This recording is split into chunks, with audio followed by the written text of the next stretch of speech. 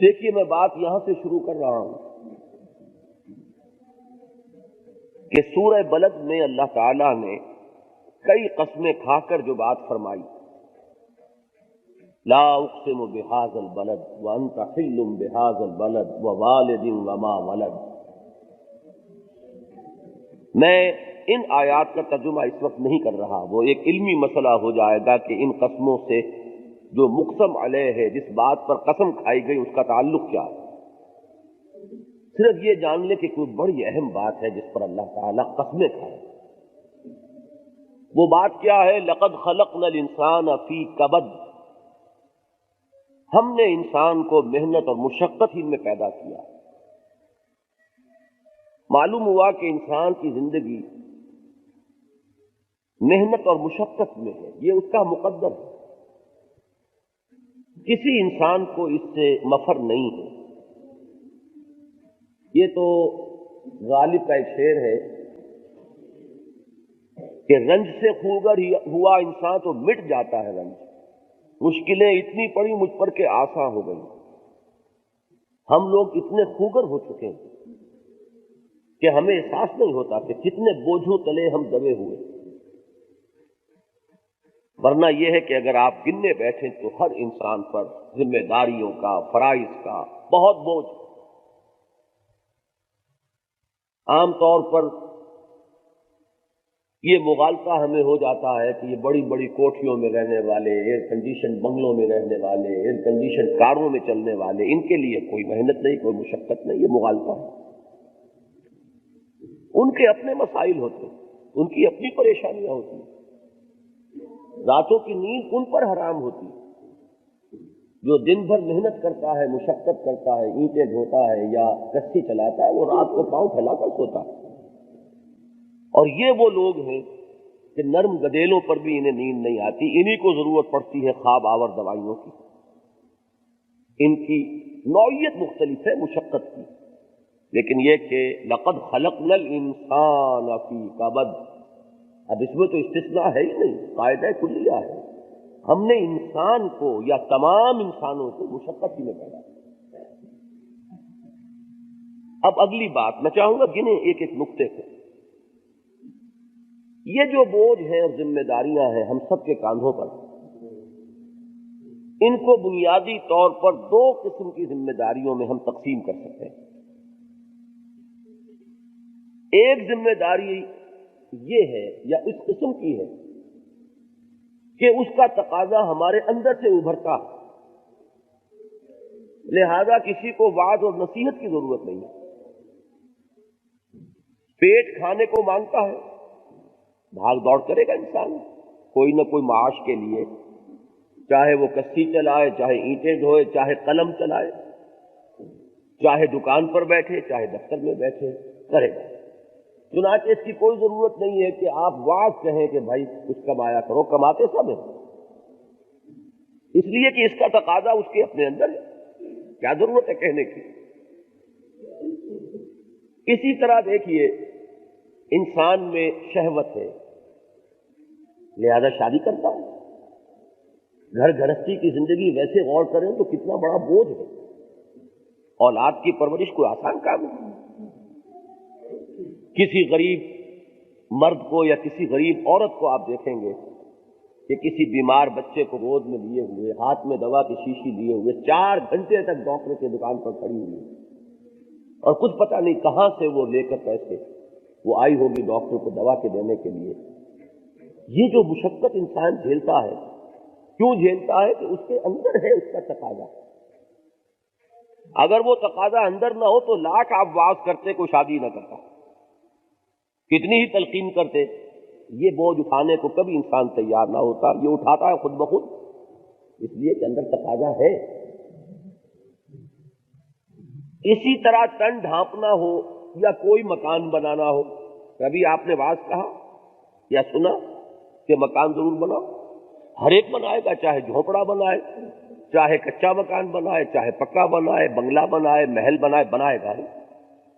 اس لیے کہ یہ تقاضے انسان میں ہیں، اس کے لیے محنت، اس کے لیے مشقت، اس کے لیے بھاگ دوڑ، اس کے لیے تکلیفیں جھیلنا، یہ انسان از خود کرتا ہے۔ ہے بڑے بوجھ، یہ ان میں سے ہر بوجھ جو ہے بڑی حسرتناک باتیں ہوتی ہیں. کسی نے بڑے چاؤ سے بڑے ارمانوں سے مکان بنایا اور جس دن وہاں پہنچا اسی دن مر گیا. آپ اندازہ کیجئے کہ کتنی مشقت اس نے اٹھائی، لیکن اس مکان میں اسے ایک رات گزارنی نصیب نہ ہوئی. ایسا بھی ہوتا اور دیکھتے ہیں ایسے حادثے ہوتے ہیں، لیکن اس کے باوجود یہ سارے کام ہم کرتے ہیں. یہ جو میں نے تقاضے گنوائے یہ وہ ہیں کہ جن کے لیے کسی وعظ اور نصیحت کی ضرورت نہیں. اور اگر آپ یاد کریں گے، روٹی کپڑا اور مکان، یہی تو بنیادی تقاضے ہیں. اس کا مادہ ہمارے اندر اتنا ہے کہ کوئی ذرا چھیڑ دے صحیح تو اس کے لیے تو ہم ہر شے کرنے کو تیار ہیں، اس لیے کہ اس کے لیے ہمارے اندر بارود ہے موجود، وہ تو صرف اپلائی دکھانے کی ضرورت ہے. دوسری قسم ہمارے فرائض اور ذمہ داریوں کی وہ ہے کہ جس کے لیے ہمارے اپنے اندر کوئی تقاضا نہیں ہوتا، لہذا یاد دہانی کرانی پڑتی. اسے آپ وعظ کہیں، نصیحت کہیں، تذکیر کہیں، یاد دہانی کہیں، کرانا پڑتا. تو اتفاق سے وہ تقاضے بھی تین ہی ہیں. یہ تین کی طرح میری گردان ہوگی آج کی گفتگو میں. روٹی کپڑا اور مکان، یہ تین ہیں. وہ تقاضے بھی تین ہیں. وہ کون سے؟ ایک ہوتا ہے کسی بھی شخص کا جس ملک میں وہ رہتا ہو اس کی عزت اور سربلندی کے لیے محنت اور ایثار اور قربانی. وطن. ایک ہے جس قوم کا وہ فرد ہے، اس قوم کے عزت کے لیے، سربلندی کے لیے، آن کے لیے کوئی قربانی کرنا، کوئی محنت کرنا، کوئی کوشش کرنا. اور ایک ہے مذہب یا دین جس کا وہ پیرو ہے، اس کی طرف سے عائد شدہ ذمہ داریاں. یہ تین. دیکھیے جس قوم میں یہ مادہ نہیں رہتا کہ وہ اپنے وطن کو اپنی ذات سے مقدم رکھے، وہ وطن ذلیل ہو جائے. جب تک کہ اس ملک میں بسنے والوں کو یہ خیال نہیں ہوگا کہ میرا ذاتی مفاد پیچھے رہنا چاہیے، ملک کا مفاد آنا. جس قوم کے افراد میں یہ جذبہ ختم ہو جائے گا کہ وہ قومی مصلحتوں کو اپنی ذاتی مصلحتوں سے آگے رکھے، وہ قوم ذلیل ہو جائے. یہ دنیا کا بالکل ایک ایسا بے لچک اصول ہے. مولانا حالی نے فرمایا کہ تن آسانیاں چاہیں اور آبرو بھی، وہ قوم آج ڈوبے گی کہ کل نہ ڈوبے. اور ہمارا معاملہ یہ ہے پاکستان میں بسنے والوں کا کہ ہمارا جو سب سے بڑا المیہ ہے وہ یہ ہے کہ ہمارے اندر تو یہ وصف بھی موجود ہے. ہماری ایک بہت بڑی اکثریت وہ ہے جو ذاتی مفاد، ذاتی اغراض انہی کے گرد گھوم رہی ہے، انہی کا چکر ہے. میرا مکان، میری بلڈنگ، میری کار، میرا سامان، مجھے اس سے غرض نہیں کہ میں قوم کو بیچ کر لاؤں، لیکن یہ کہ لاؤں گا. ڈیفنس پرچیز ہو رہی ہوگی. ڈیفنس پرچیز کا کیا مطلب ہے؟ اسلحہ خریدا جا رہا ہے، اس میں بھی اگر رشوت لے لی گئی، کمیشن لے لیا گیا تو کچھ پتہ نہیں کریٹوں کے اندر کیا بھر کر دے دیا گیا. اور ہو سکتا ہے کہ عین کسی ایسے مرحلے پر جبکہ کوئی بہت ہی نازک مرحلہ ہو، جب کھولا جائے کریٹوں کو تو معلوم ہو کہ مطلوبہ شے نہیں یا ناقص ہے. اور ہو سکتا ہے وہی چیز پوری جنگ کا پاسا پلٹ، تو معلوم ہوا کہ جو شخص یہ حرکت کر رہا ہے وہ قوم اور وطن کو داؤ پر لگا رہا ہے. تو جن قوموں کے اندر یہ دونوں باتیں نہیں ہوں گی وہ قومیں ذلیل ہو جاتی ہیں. ہمارا معاملہ کیا ہے؟ اب ذرا غور کیجئے. ایک عجیب بات عرض کر رہا ہوں. ہم مسلمانان پاکستان کی ایک بہت بڑی خوش قسمتی تھی، ٹھیک کہہ رہا ہوں، ہے نہیں، ہم نے اسے بدقسمتی میں تبدیل کر دیا. یہ ہماری بہت بڑی خوش قسمتی تھی کہ ہمارے لیے یہ تینوں تقاضے ایک بن گئے تھے. اس لیے کہ ہمارا وطن بھی وہ ہے جو صرف مذہب کے نام پر قائم ہوا، اس کی کوئی جڑ بنیاد سوائے مذہب کے ہے ہی نہیں. باقی ہر اعتبار سے یہ ایک آرٹیفیشل ملک ہے، مصنوعی ملک ہے. اس کے لیے کوئی اور اساس نہیں اس کے استحکام کے سوائے دین و مذہب کے، بنا ہی مذہب کے نام پر ہے. پوری دنیا میں یہ مانا جاتا ہے کہ دو ملک ہیں جو مذہب کے نام پر بنے ہیں، ایک پاکستان، ایک اسرائیل۔ لیکن اگر زیادہ تجزیہ آپ کریں گے تو معلوم ہوگا کہ اسرائیل مذہب کی بنیاد پر نہیں بنا، غلط بات ہے یہ۔ یہودیت ایک قومیت ہے، ایک نسل کی بنیاد پر، وہ قومیت کی بنیاد پر بنا ہے۔ صرف مذہب کی بنیاد پر دنیا میں قائم ہونے والا صرف ایک ملک ہے اور وہ پاکستان۔ حضرت سلمان فارسی رضی اللہ تعالی عنہ سے کوئی پوچھتا تھا کیا نام ہے آپ کا، وہ فرماتے سلمان، لیکن عربوں کا مزاج یہ تھا کہ جب تک باپ کا نام ساتھ نہ بتائے تو نام تو پورا ہوا ہی نہیں۔ وہ پلٹ کر پوچھتے تھے سلمان ابن، سلمان کس کا بیٹا؟ تو وہ فرمایا کرتے تھے سلمان ابن اسلام، میری ولدیت اسلام ہے۔ یہ بات اس ملک پاکستان کے لیے 100% درست ہے۔ اس ملک کی ولدیت اسلام ہے، اس کے قیام کی بنیاد اسلام ہے، اس کا جواز صرف اسلام میں، ورنہ اگر یہ نہیں ہے تو اس ملک کے قائم رہنے کا کوئی جواز نہیں۔ اچھا آگے چلیے، ہماری قومیت بھی اسلام۔ دیکھیے کس قدر پیاری باتیں اقبال نے کہی ہیں۔ اسلام تیرا دیس ہے تو مستفی ہے، ہمارا وطن کیا ہے؟ اسلام۔ بازو تیرا توحید کی قوت سے قوی ہے، اسلام تیرا دیس ہے تو مستفی ہے۔ یہ بات صرف مسلمانوں نے پاکستان کے لیے درست ہے کہ ہمارا دیس اسلام ہے۔ اسی طرح ہماری قومیت اپنی ملت پر قیاس اقوام مغرب سے نہ کر، خاص ہے ترکیب میں قوم رسول ہاشمی۔ ہماری قومیت بھی دین کی بنیاد پر، اس لیے کہ ہماری قومیت پاکستانی تو ہم لکھ دیتے ہیں پاسپورٹ میں نیشنلٹی پاکستانی، لیکن یہ ہمارا تصور قومیت نہیں ہے۔ ہمارا تصور قومیت تو یہ ہے کہ پوری امت محمد یہ ایک ملت ہے صلی اللہ علیہ وسلم۔ وہ کہیں موریتانیہ کا رہنے والا ہو، میرا ہم قوم مسلمان ہے، کوئی انڈونیشیا کا رہنے والا ہے، ہماری قوم ایک ہے۔ تو معلوم ہوا کہ ہماری قومیت کی بنیاد کیا ہے؟ اسلام۔ اور ہمارا دین کیا ہے؟ اسلام۔ اب آپ بتائیے اس سے بڑی کوئی خوش قسمتی ہو سکتی ہے کہ آپ دین کے لیے کام کیجئے تو قوم بھی مضبوط ہوگی، وطن بھی مضبوط ہوگا۔ ورنہ ذرا تصور کریں آپ، ہندوستان میں بسنے والا ایک مسلمان، اس بیچارے کی جان جس تنگی میں ہے کہ وہ بھی تو ایک ملک میں رہتا ہے کہ نہیں؟ کوئی گھروندہ اس کا بھی ہے ہندوستان میں، کوئی مکان، کوئی اینٹیں رکھی ہوں گی اس نے، اس کی بھی اولاد ہے، اس کا مستقبل اسی ملک سے وابستہ ہے کہ نہیں؟ وطن اس کا ہے ہندوستان، قومیت اس کی اسلام۔ جب کہیں ہندوستان اور پاکستان میں جنگ ہوتی ہے تو پاکستان کے مسلمان کا معاملہ تو جو ہے سو ہے، ہندوستان کے مسلمان کی ہمدردیاں کس کے ساتھ ہوتی ہے؟ پاکستان کے ساتھ۔ کس قدر تضاد کا معاملہ۔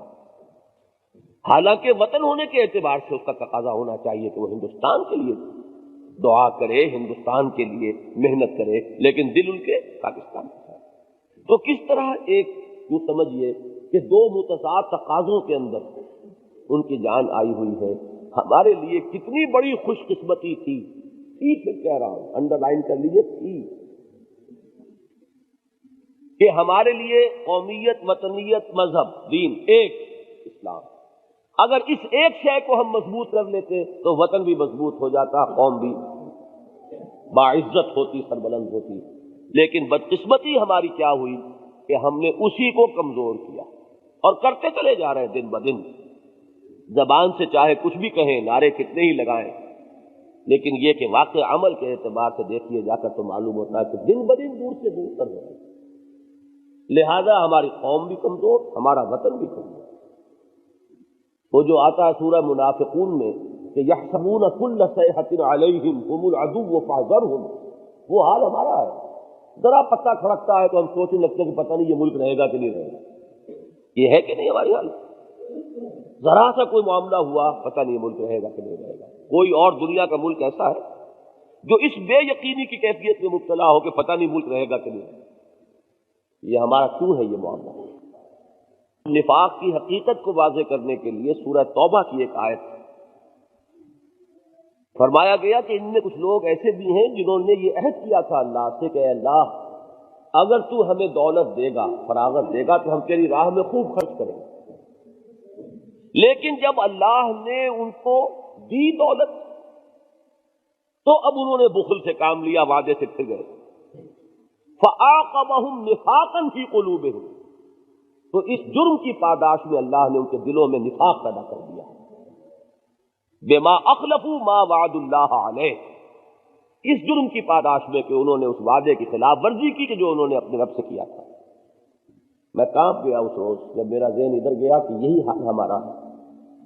ہم نے بحیثیت قوم وعدہ کیا تھا اللہ تو ہمیں آزادی دے دے، ہمیں ایک علیحدہ خطہ زمین دے دے، ہم تیرے دین کو قائم کریں گے۔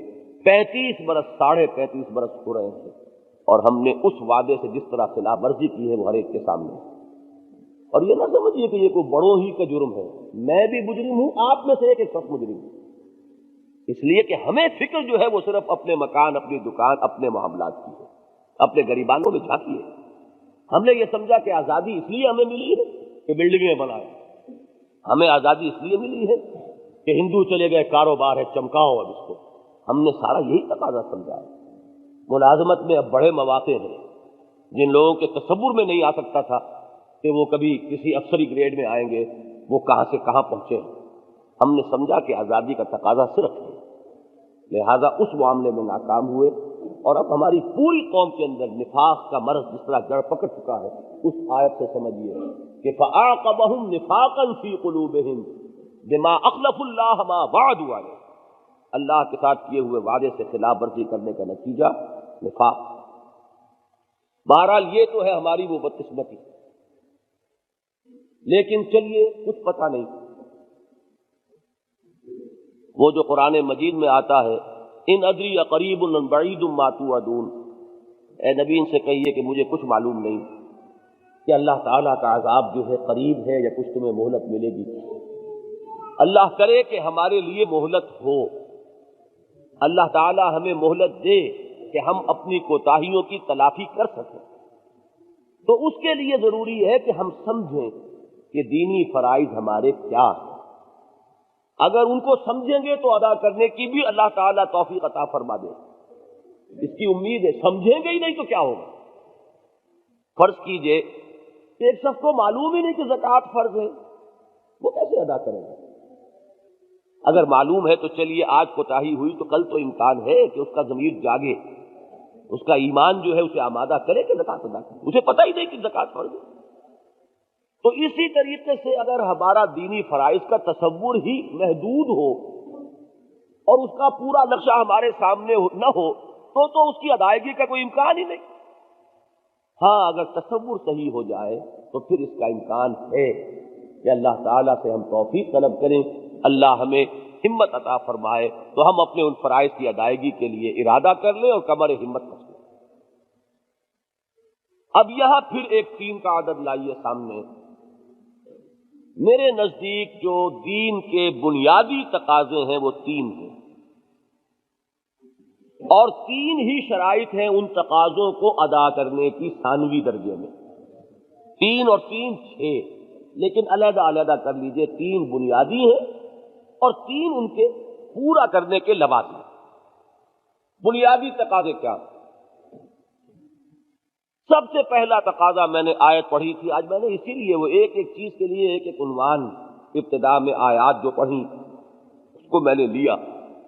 فرمایا وَمَا خَلَقْتُ الْجِنَّ وَالْإِنسَ إِلَّا لِيَعْبُدُونَ، میں نے جنوں اور انسانوں کو پیدا ہی اس لیے کیا ہے کہ میری بندگی کریں۔ کیا معنی؟ بندگی کے معنی نمبر 1 یہ کہ ہر انسان پر ذمہ داریوں کا بہت بڑا بوجھ ہے، لَقَدْ خَلَقْنَا الْإِنسَانَ فِي كَبَدٍ۔ نمبر 2 یہ کہ یہ ذمہ داریاں 2 طرح کی ہیں، ایک وہ کہ جن کا تقاضا انسان کے اپنے اندر ہے، لہذا کسی واعظ نصیحت یاد دہانی کی ضرورت نہیں۔ وہ کیا ہیں؟ وہ 3 سمجھ لیں اسی نعرے کے حوالے سے، روٹی، کپڑا اور مکان۔ مکان ہی میں کنبے کو بسائے گا تو شادی بیاہ جو ہے وہ بھی اسی کے تابع ہوگا۔ دوسرے 3 وہ ہیں کہ جن کے لیے انسان کو نصیحت یاد دہانی واعظ کی ضرورت ہوتی ہے، قومی ذمہ داریاں، وطنی ذمہ داریاں اور دینی ذمہ داریاں۔ ہم مسلمانان پاکستان کی بڑی خوش قسمتی تھی کہ یہ تینوں ایک تھی، لیکن ہم نے اپنے اب تک کے طرز عمل سے اسے اپنی بہت بڑی بدقسمتی بنا لیا۔ اگر دین کا ہمارا تقاضا اور ہوتا، قومیت کی بنیاد اور ہوتی، تو چلیے دین کو مضبوط ہم نہ کرتے، قومیت کے لیے تو کوئی اور جڑ تھی نا، وہ ہے ہی نہیں ہمارے پاس۔ ترکوں کے پاس قومیت ہے، ترک نیشنلزم، ترک لینگویج، ایک زبان ایک نسل، ٹھیک ہے، وہ اس کے بل پر کھڑے رہ سکتے ہیں۔ ہمارے پاس کچھ نہیں ہے سوائے اسلام۔ تھی خوش قسمتی، بنایا بدقسمتی۔ اب میں آیا اس پر کہ اب ہم سوچیں کہ وہ ذمہ داریاں ہیں کیا، اور اس دعا کے ساتھ کہ اللہ تعالی ہمیں ان کو ادا کرنے کی توفیق دے، ہمیں پہلے سمجھنا۔ میں نے عرض کیا کہ وہ بھی تین ہیں بنیادی ذمہ داریاں۔ ایک، اللہ کے بندے بنو، کیا مانی؟ اس کا ہر حکم مانو، اس کے حلال کی ہوئی چیزوں اور راستوں پر اکتفا کرو، حرام کا رخ نہ کرو۔ بندہ غلام کون ہوتا؟ جو اپنے آقا کا تابع فرمان۔ عربی میں عبادت کا جو مفہوم ہے وہ فارسی یا اردو، اصل میں اردو تو کسی زبان کا نام ہی نہیں ہے نا، اردو میں کوئی لفظ عربی کا ہوگا یا فارسی کا ہوگا یا ہندی کا ہوگا۔ تو فارسی کے دو الفاظ جمع کریں گے تو عربی کا ایک لفظ عبادت بنے گا۔ ایک لفظ ہے بندگی، ایک لفظ ہے پرستش۔ بندگی میں تو اطاعت، بندہ غلام، اور پرستش میں ہوتی ہے محبت، پرستار، سمجھے آپ؟ پرست، زر پرست، کیا معنی؟ پیسے سے انتہائی محبت کرنا۔ وطن پرست، وطن سے انتہائی محبت کرنا۔ تو خدا کی پرستش اور خدا کی بندگی، یہ دو چیزیں جب جمع ہوں گی تو لفظ عبادت پورا ہوگا۔ ہم نے انسانوں اور جنوں کو نہیں پیدا کیا مگر اس لیے کہ ہماری بندگی کریں اور پرستش کریں، ہمارا حکم مانیں، ہمارے احکام بجا لائیں، حلال اور حرام کے جو قواعد و ضوابط ہم نے بنا دیے ہیں ان پر کاربند ہو،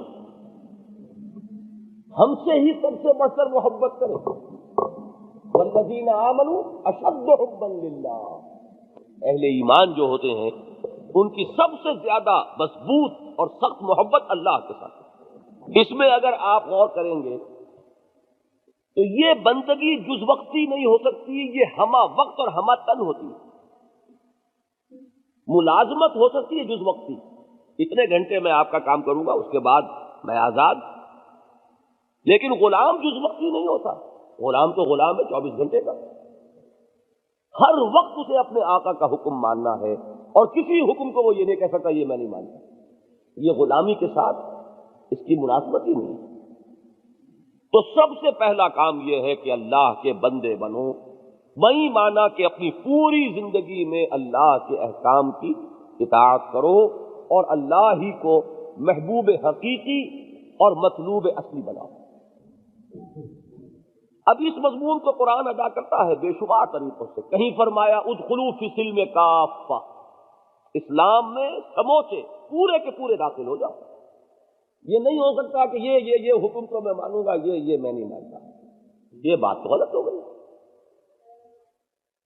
اگر ہم یہ کہیں کہ صاحب نماز تو ہم پڑھیں گے، اللہ کا حکم ہے، اور بالکل ٹھیک اس طرح پڑھیں گے جیسے رسول اللہ نے پڑھی صلی اللہ علیہ وسلم، اس پر ہم جھگڑیں گے بھی، آمین اونچی ہونی چاہیے، کرتے ہیں کہ نہیں جھگڑا؟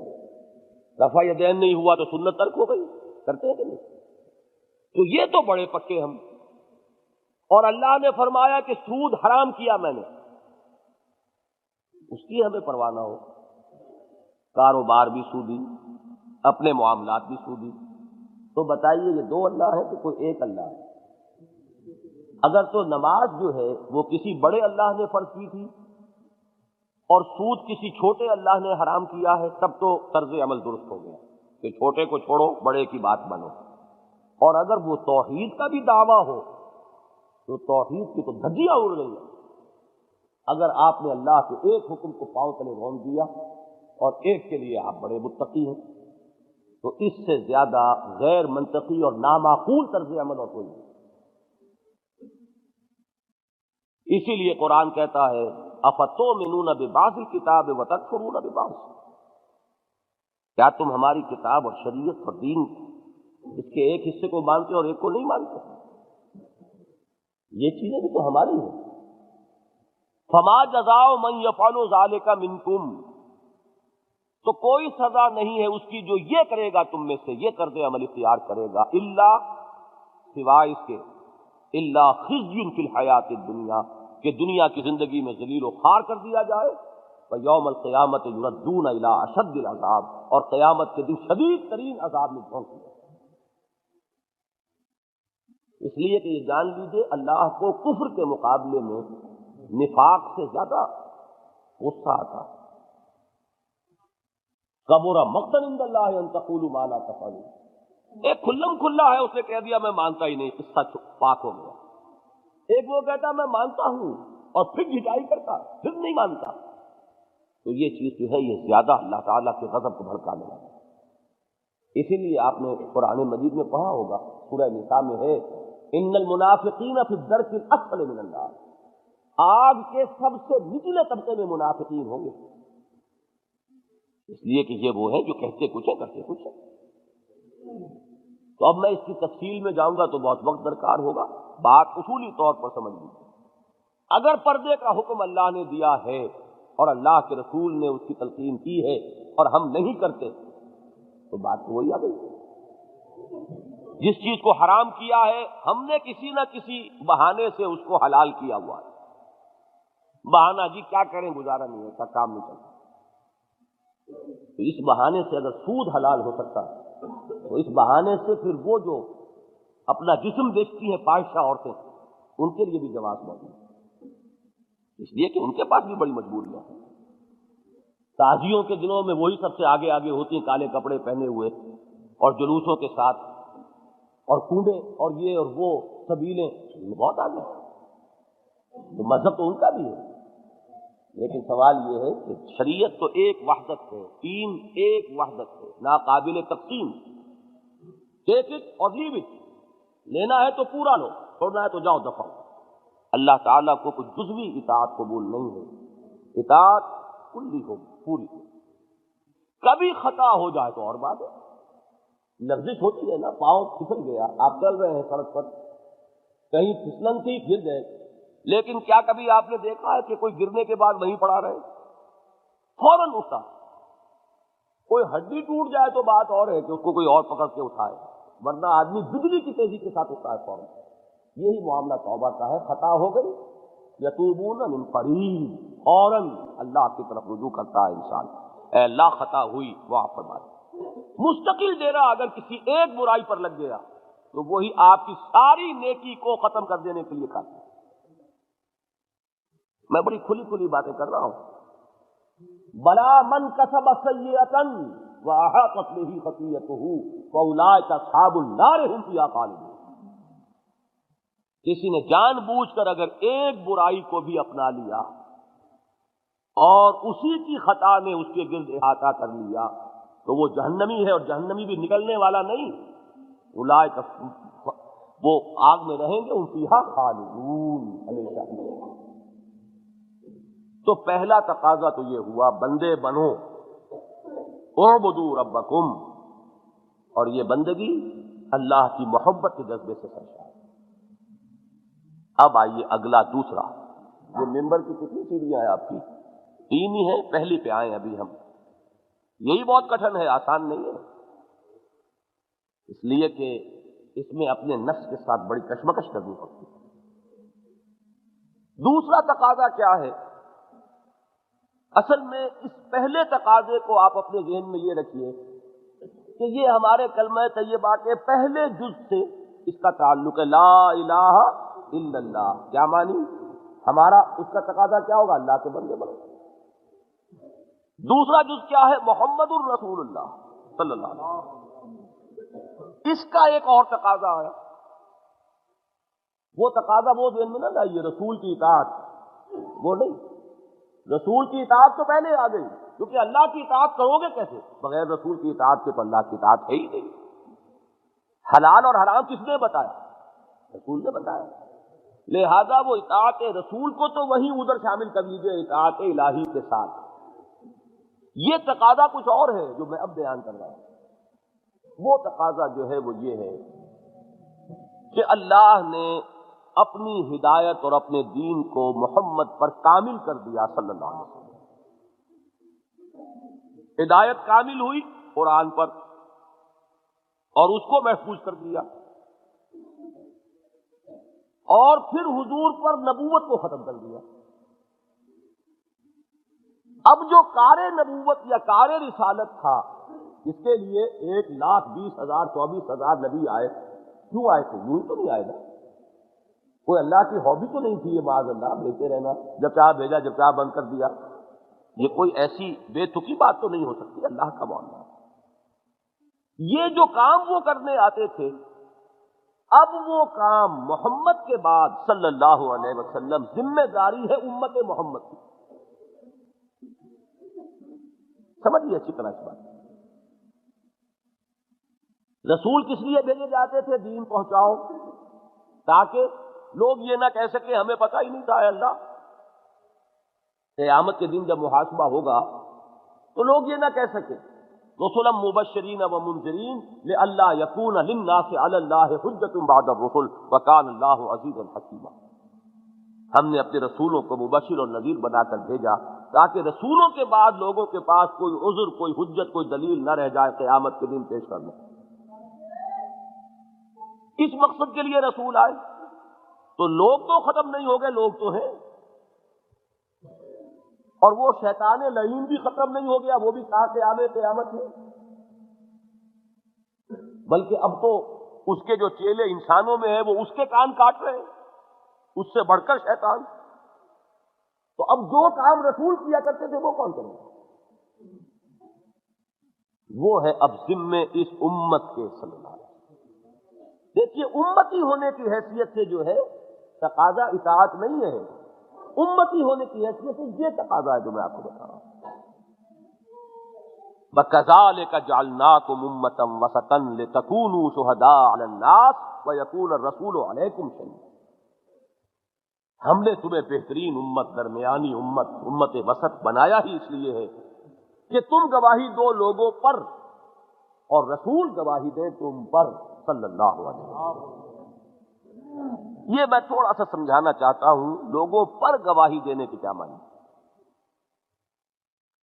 دیکھیے، گواہی جو ہے یہ ایک دو دھاری تلوار ہے۔ گواہی کسی جھگڑے میں ہوتی ہے نا، کسی مقدمے میں، کسی مناقشے میں، تو گواہی کسی کے حق میں ہوگی، کسی کے خلاف۔ ایک فریق کے حق میں گواہی کے معنی لازماً دوسرے کے خلاف، دوسرے کے حق میں گواہی کے معنی لازماً پہلے کے خلاف۔ تو گواہی کا یہ دو پہلو سامنے رکھیے، اور عربی میں حق میں جب بات آتی ہے تو حرف لام آتا ہے، اور خلاف جب بات آتی ہے تو حرف علا آتا ہے۔ ایک بڑی مشہور، بڑی مختصر حدیث اس کے لیے بہت مفید رہے گی بات کو سمجھنے کے لیے۔ القرآن حجت لک او علیک۔ حضور نے فرمایا یہ قرآن حجت ہے یا تمہارے حق میں یا تمہارے خلاف۔ تو گواہی تو یقیناً یا حق میں ہوگی یا خلاف۔ اب یہاں لفظ آتا ہے، دیکھیے قرآن مجید میں آتا ہے کہ قیامت کے دن ہمارے ہاتھ پاؤں اور ہماری یہ کھالیں جو ہیں یہی ہمارے خلاف گواہی دیں گے۔ کوئی صاحب یاد کریں کیا الفاظ ہیں؟ اس وقت ہم کیا کہیں گے؟ لما شہدتم علینا، ہمارے ہاتھ، ہمارے پاؤں، ہماری کھالیں، تم کیوں گواہی دے رہے ہو ہمارے خلاف؟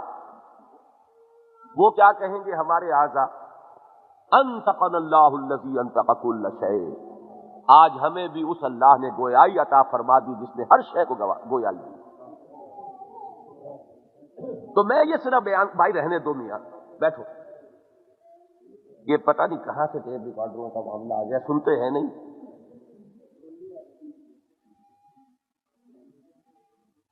تو یہ جو لفظ آتا ہے اعلیٰ، اس کو سمجھیے کہ یہ خلاف کے لیے آتا ہے۔ اس کے لیے یہ بات جانیے کہ قیامت کے دن ہر امت پر اس کا رسول گواہی دے گا کھڑا ہو کر کہ اے اللہ تیرا دین جو مجھ تک آیا تھا میں نے پہنچا دیا تھا، اب یہ ذمہ دار ہے۔ یہ گواہی حق میں ہے کہ خلاف پڑے گی؟ خلاف۔ اس کو سمجھیے، مثال کو آپ اپنے کسی عزیز کو پیغام بھیجتے ہیں کہ کل شام تک یہ کام ضرور ہو جائے ورنہ بڑا نقصان ہو جائے گا، ٹھیک ہے؟ کام نہیں ہوا، نقصان ہو گیا، آپ کو غصہ آ رہا ہے، پیچ و تاب۔ اب تحقیق آپ کیا کریں گے؟ آیا اس پیغام پہنچانے والے نے پیغام ہی نہیں پہنچایا، یا اس نے تو پہنچا دیا اس نے کام نہیں کیا؟ عزیز کو دو ہی چیزیں ممکن ہیں۔ اگر پیغام پہنچا ہی نہیں تو وہ آپ کا عزیز ایک جملہ کہے گا اور فارغ ہو جائے گا، بھائی مجھے تو آپ کا پیغام ملا ہی نہیں۔ اب آپ کچھ اور کہہ سکتے ہیں؟ کوئی شکوہ، کوئی گلا، کوئی شکایت، کوئی غصہ، ختم، ایک جملہ کافی ہے، مجھے تو پیغام ملا ہی نہیں۔ سارا غصہ کس پر آئے گا؟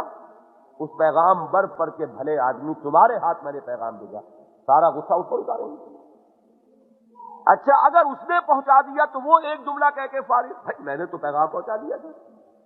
اب آپ اس سے کوئی گلا کر سکتے ہیں؟ اب غصہ کس پر آئے گا؟ جس سے پیغام پہنچ گیا اس نے کام دیا۔ بس یہاں سے پیغام بھیجنے والا کون ہے؟ اللہ۔ پیغام بر میں سے ایک الف نکال دیں تو کیا بنے گا؟ پیغمبر۔ اور انسان جن کی طرف بھیجا پیغام، یہ تین وہی فریق ہو گئے۔ اب اللہ تعالیٰ قیامت میں حساب لے گا۔ سورہ اعراف کا پہلا رکوع ہے فَلَنَسْأَلَنَّ الَّذِينَ أُرْسِلَ إِلَيْهِمْ وَلَنَسْأَلَنَّ الْمُرْسَلِينَ۔ ہم پوچھ کر رہیں گے ان سے بھی کہ جن کی طرف ہم نے رسولوں کو بھیجا، اور ہم پوچھیں گے رسولوں سے بھی۔ اگر بالفرض رسول نہ پہنچائیں تو مجرم کون؟ رسول۔ لوگ تو چھوٹ جائیں گے، اور رسول پہنچا دیں تو اب مجرم کون؟ لوگ۔ یہ ہے وہ مسئلہ، چھوٹا سا اگر سمجھ لیں تو بات آئے گی سمجھ میں۔ سورہ نساء میں فرمایا فَكَيْفَ إِذَا جِئْنَا مِنْ كُلِّ أُمَّةٍ بِشَهِيدٍ وَجِئْنَا بِكَ عَلَىٰ هَٰؤُلَاءِ شَهِيدًا۔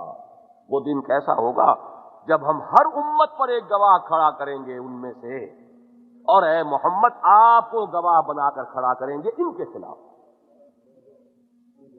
حضور کی آنکھوں سے آنسو رواں ہو گئے تھے۔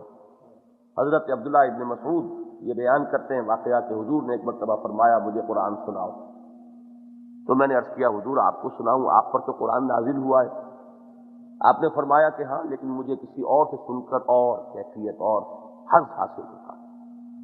اب امتثال امر حکم ہے، الامر فوق الادب۔ انہوں نے پڑھنا شروع کیا، گردن جھکائے ہوئے پڑھ رہے ہیں، سورہ نساء پہلی آیت سے شروع کی۔ چشم تصور سے دیکھیے، محفل لگی ہوئی ہوگی، محمد الرسول اللہ صلی اللہ علیہ وسلم تشریف فرما ہوں گے، عبداللہ ابن مسعود قرآن شریف پڑھ رہے ہیں۔ جب اس آیت پر پہنچ گئی، آیت نمبر 41 ہے سورہ نساء کی، فَكَيْفَ إِذَا جِئْنَا مِنْ كُلِّ أُمَّةٍ بِشَهِيدٍ وَجِئْنَا بِكَ عَلَىٰ هَٰؤُلَاءِ شَهِيدًا۔ تو حضور نے فرمایا حسبک حسبک، بس کرو بس کرو۔ اور حضرت عبداللہ ابن مسعود فرماتے ہیں کہ میں نے جو نگاہ اٹھا کر دیکھا تو حضور کی آنکھوں سے آنسو رہا۔ ہم شفاعت کے امیدوار ہیں، وہاں ہو سکتا ہے کہ حضور ہمارے خلاف استغاثہ لے کر آئے، جس طرح کسی مقدمے میں سرکاری گواہ کھڑا ہوتا ہے۔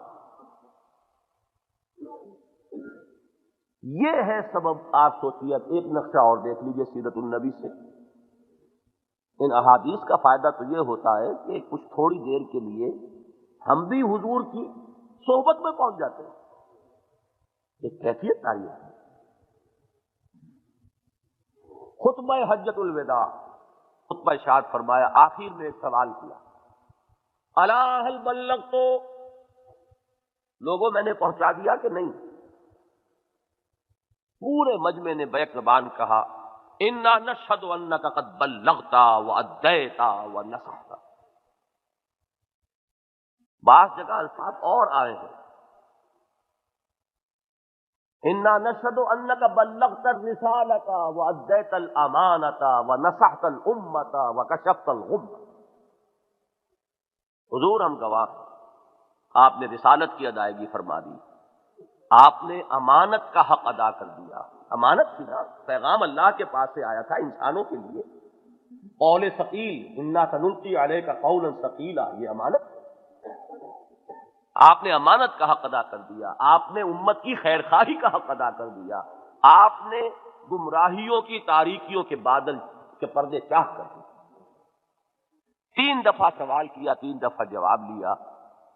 اس کے بعد ایک بات تو اللہ کی جناب نے عرض کی، اللہم اشہد، اللہم اشہد، اور انگشت شہادت سے اشارہ کیا، پہلے آسمان کی طرف پھر لوگوں کی طرف، اللہم اشہد، اللہم اشہد، اللہم اشہد، اے اللہ تو بھی گواہ ہے، یہ مان رہے ہیں کہ میں نے پہنچا دیا۔ اور اس کے بعد آپ نے فرمایا فَلْيُبَلِّغِ الشَّاهِدُ الْغَائِبَ، اب پہنچائیں وہ جو یہاں ہیں ان کو جو یہاں نہیں ہے۔ اگر تو میں ہوتا صرف تمہارے لیے رسول تو کام پورا ہو گیا، اور اگر میں ہوں رسول پوری دنیا کے لیے تو کیا کام پورا ہو گیا؟ سوچئے، میری زبان جو ہے ذرا رکتی ہے یہ کہتے ہوئے کہ کام پورا نہیں ہوا۔ مجھے اس میں پناہ مل جاتی ہے، ایک شعر ہے اقبال کا، تعبیر بڑی خوبصورت ہے کہ وقت فرصت ہے کہاں، کام ابھی باقی ہے، نور توحید کا اتمام ابھی باقی ہے۔ جب تک پورے عرضی پر اللہ کا یہ دین اور اللہ کی یہ ہدایت اسی طرح عام نہیں ہوتی، اس وقت تک فرض منصبی پورا کہاں ہوا۔ یہ ہے وہ فرض جو میرے اور آپ کے کاندھے پر ہے بحیثیت امتی، اگر ہے امتی، یہ بہت بڑا اگر ہے، واقعی امتی ہو انسان تو اس کو سمجھنا ہوگا کہ یہ ذمہ داری ہے جو محمد الرسول اللہ ہمارے کندھوں پر ڈال کر گئے۔ اور کام مشکل ہو گیا کہ نہیں؟ اللہ کے بندے بنو، محمد کے امتی بنو صلی اللہ علیہ وسلم، یعنی وہ عبادت رب پوری زندگی میں اللہ کی اطاعت کاملہ، اور وہ ہوگی اطاعت محمدی کے واسطے سے صلی اللہ علیہ وسلم۔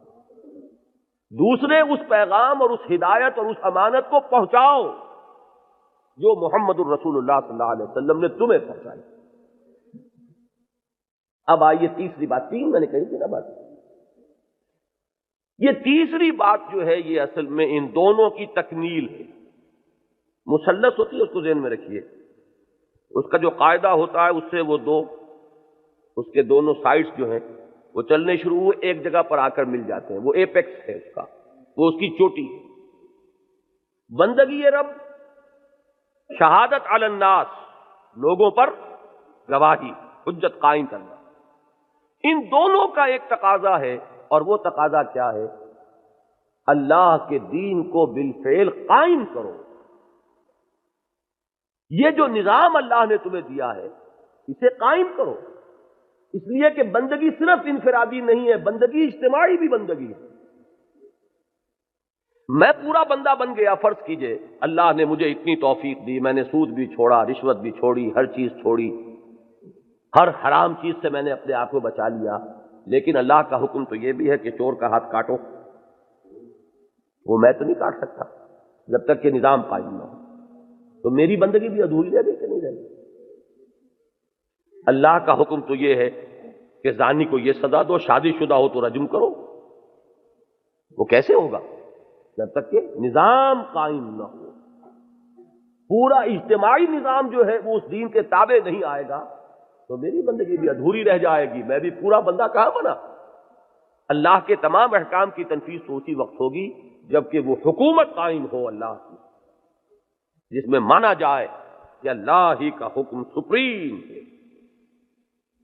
اس طرح نہیں جیسے اس وقت مان رہے ہیں، ایک شرعی عدالت بنا دی لیکن اس کا دائرہ کار بڑا محدود، یہ چیزیں ادھر نہیں سمجھا سکتے، یہ مسئلہ نہیں سن سکتے، آئلی قوانین بھی نہیں سن سکتے، آئلی قوانین جسے انگریز تک نے نہیں چھیڑا تھا، انگریز نے آ کر کبھی ہمارے پرسنل لاء میں دخل نہیں دیا، وہ بھی ہمارے ہاں بدلے گئے۔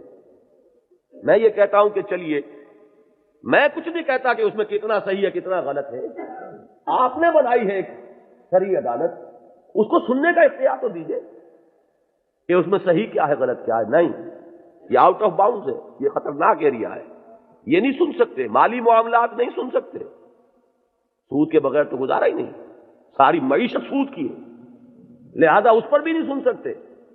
تو وہ کچھ ایسے قوانین بیٹھ کے بیچارے وہ سوچتے رہتے ہیں جس کی کوئی اہمیت نہیں ہوتی، گنوا دیتے ہیں اتنے قوانین ہم نے دیکھ لیے ہیں کہ وہ اسلام کے مطابق ہے کہ نہیں ہے، لیکن یہ کہ یہ ایریاز آؤٹ آف باؤنڈ، یہ نہیں۔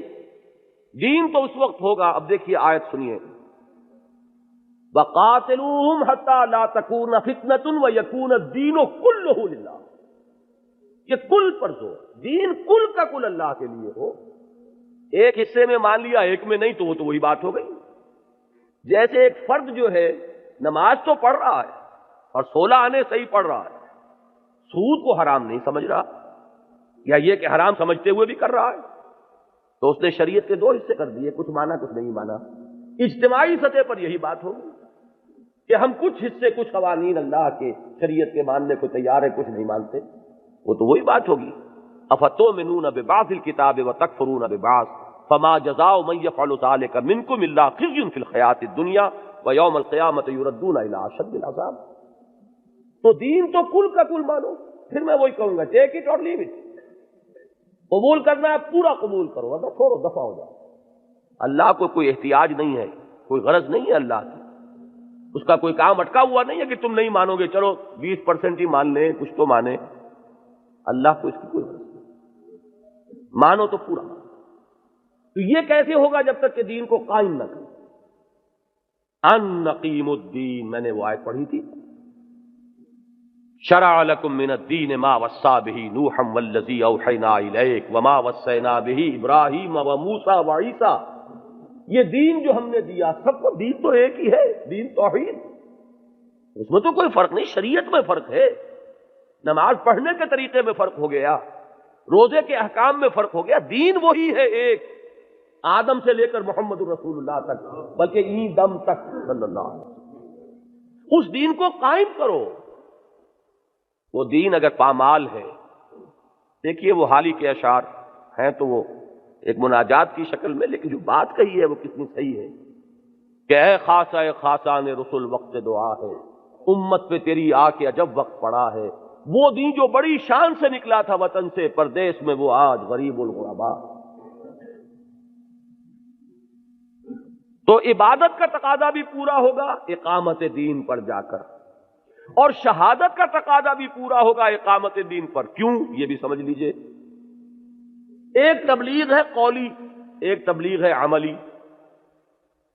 آپ کہتے ہیں کسی سے نماز پڑھا کرو اور خود نہیں پڑھتے، تو ہوگا کوئی آپ کی بات کا اثر؟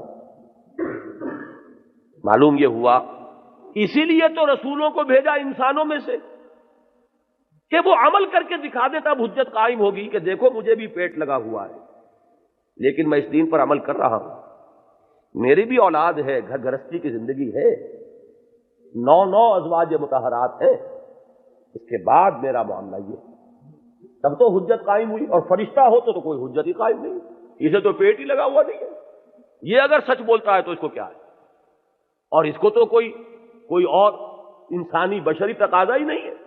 تو یہ اگر اس کا دامن پاک ہے تو کون سا کمال ہے؟ دامن تو تب پاک ہو جبکہ وہ سارے تقاضے لگے ہوئے ہوں اور پھر پاک رہے۔ درمیانے قارے دریا تختہ بندم کر دئی، بعد میں گوئی کے دامن تر مکن ہوشیار باش، تب حجت قائم ہوئی کہ یہ دین واقعتاً قابل عمل ہے، ایک بشر نے اس پر عمل کر کے دکھایا، اسی لیے بھیجا۔ سورہ بنی اسرائیل میں فرمایا نا کہ اگر زمین میں فرشتے آباد ہوتے تو ہم فرشتہ ہی بھیجتے رسول بنا کر، زمین میں انسان آباد ہے تو انسان بھیجا ہم نے۔ انسانوں پر تو حجت انسان قائم کرے گا، فرشتے سے حجت قائم نہیں ہوگی۔ اسی حجت کے قائم کرنے کو یوں سمجھیے کہ آپ دنیا میں کہیں ہمارا دین بہت اعلیٰ، ہمارا نظام بہت اچھا، اور خود اس پر عمل کر کے نہ دکھائیں تو حجت تو قائم نہیں ہوئی۔ لوگ کہیں گے نا کہ ایسے ہی اگر تمہارا دین بہت اچھا ہے، تم واقعی سمجھتے تو خود کیوں نہیں اس پر قائم ہوتے؟ باقاعدہ واقعہ ہوا ہے یہ آج سے 60 سال پہلے۔ مولانا عبید اللہ سندھی جب گئے ہیں ہندوستان سے ہجرت کر کے، پہلے افغانستان پھر رشیا، وہاں وہ تازہ انقلاب آیا تھا، 1919 کا ہے نا یہ بولشوک ریولیوشن، 1919 کا، تو تازہ انقلاب آیا تھا۔ انہوں نے سوچا اس وقت اگر میں انہیں بتا دوں کہ بہتر نظام اسلام کا ہے تو ہو سکتا ہے یہ اس کو قبول کر لیں. دیکھیں نا، ایک سابقہ نظام تو ٹوٹ گیا، پھوٹ گیا، زار کا نظام، ملوکیت کا نظام تو ختم ہو گیا نا.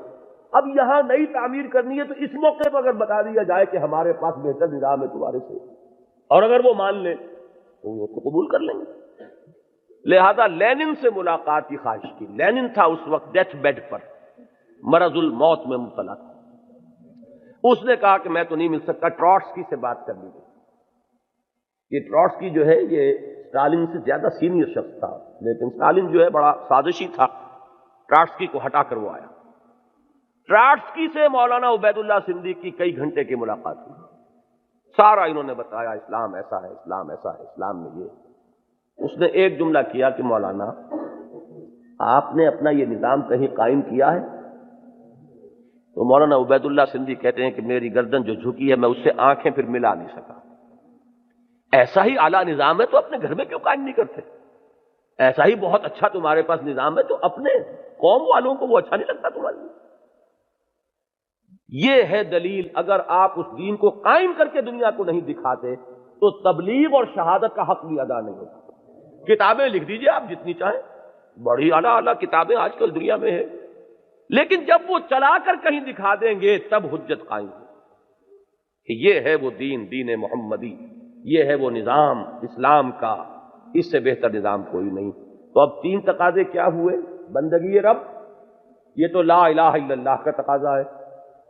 دعوت، تبلیغ، شہادت قائم کر دینا لوگوں پر، شہادت علی الناس، یہ ہے امتی ہونے کا تقاضا. اور ان دونوں کی تکمیل ہوگی کہاں؟ جبکہ اللہ کا دین کسی خطہ ارضی میں بالفعل کامل شکل میں قائم کر کے دکھا دیا. یہ تین تقاضے ہیں. یہ تصور اگر سامنے نہیں ہے، میں آپ سے پورے خلوص کے ساتھ عرض کر رہا ہوں، جس شخص کے سامنے دین کی فرائض کا یہ تصور نہیں ہے وہ اپنی جگہ بڑا فن خواہ بنا پھرتا ہوگا، موحد اور بڑا متبع رسول اور عاشق رسول، لیکن ہو سکتا ہے کہ کسی ایک درجے میں بھی کامیاب ہو.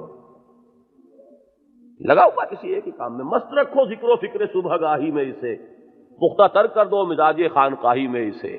لگے ہوئے ہیں لیکن یہ تصور ہی نہیں ہے سامنے. اپنی جگہ پر بڑے نیک، بڑے پارسا، لیکن یہ کہ فرائض تو یہ ہیں. اگر ان کا تصور ہی نہیں تو ادا کیسے کریں؟ تو سب سے پہلی بات تو یہ کہ واضح تو ہو یہ پورا معاملہ. اب آئیے ان تین چیزوں کو پورا کرنے کے لیے تین چیزیں لازمی ہیں. یہ جو میں نے پہلی تین چیزیں کہی ہیں یہ تو ایسی اٹل ہے. جو بھی صاحب علم ہے، کتاب و سنت سے تعلق رکھنے والا، یہ تو ہو سکتا ہے کہ کسی وجہ سے خاص حلقے میں کسی خاص مکتب فکر سے متعلق ہونے کی وجہ سے توجہ کچھ اور چیزوں کے اوپر مرتکز رہی ہو، ادھر توجہ نہ ہوئی ہو، لیکن میں اس کا کوئی امکان نہیں پاتا کہ کسی صاحب علم کے سامنے یہ تین باتیں آئیں اور وہ رد کر دیں کہ ایسا نہیں. توجہ کی بات تو دوسری ہوتی ہے. کسی ایک ہی چیز پر توجہ نہ گئی ہے، اپنی پوری محنت اسی پر لگائے ہوئی. لیکن یہ کہ یہ بات جب آئے گی بندگی رب، شہادت علی الناس، اقامت دین، اس اقامت دین کے لیے اور بھی بڑے الفاظ قرآن نے استعمال کیے. لِيُظْهِرَهُ عَلَى الدِّينِ كُلِّهِ، ہم نے اپنے رسول کو بھیجا ہے الہدا اور دین حق دے کر، لِيُظْهِرَهُ عَلَى الدِّينِ كُلِّهِ، تاکہ وہ اسے غالب کریں پورے کے پورے دین پر. یہ محمد کا فرض منصبی ہے صلی اللہ علیہ وسلم. تکبیر رب وَرَبَّكَ فَكَبِّرْ، تکبیر کے معنی کیا ہے؟ صرف کہہ دینے سے تکبیر ہو جاتی ہے اللہ اکبر؟ کوئی صاحب علم ہو یا مجھے بتائیں تکبیر کے معنی ہیں یہ؟ اللہ اکبر کہنا یا تکبیر کے معنی اللہ کو بڑا کرنا؟ کیا معنی؟ اس کی بڑائی نافذ کرو، اس کی بڑائی منواؤ، وہ مانا جائے بڑا، اس کا حکم سب سے اوپر ہو.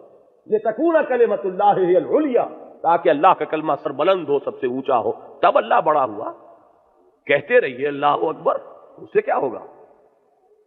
ہاں ایک شخص اللہ کی اس بڑائی کو قائم کرنے کے لیے میدان جنگ میں آیا ہے، ہاتھ پر ہتھیلی پر اپنی جان لے کر، وہ جب کہتا ہے اللہ اکبر تو لرزہ طاری ہوتا ہے آسمانوں اور زمین پر. لیکن ویسے آپ تسبیح کرتے رہیے اللہ اکبر اللہ اکبر اللہ اکبر کرتے رہیے، کیا فرق پڑتا ہے؟